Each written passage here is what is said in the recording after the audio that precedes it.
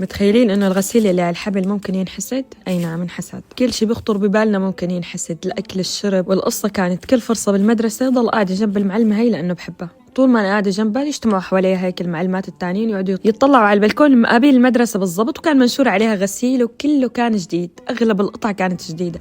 فواحده منهم قالت شو هي عروس يعني ساكن جديد؟ قالت لها هديك لا هي بعرفها إلها 11 سنه بتنشر كل مره غسيل جديد، وكل فتره يا اختي بتبدل وبتغير وبتجدد. راحت ايام واجت ايام ما بقى شفنا على هالبلكونه ولا قطعه غسيل، فبلشوا يقولوا اكيد هي سافرت وراحت تغير جو او انتقلت لبيت افضل. لكن القصه كانت انه المخلوقه بعد فتره قصيره تخانقت هي وجوزها واتطلقت وكل واحد راح بطريقه. بس القصة مو هون، إنه الفكرة الأساسية إنه هن ما كانوا بيعرفوها أبدا، حسدوها فقط على الغسيل اللي على البلكون. فاللهم نستودع بيوتنا وأولادنا وأنفسنا من الحسد والحاسد. دائما خلوا على لسانكم تبارك الله وما شاء الله.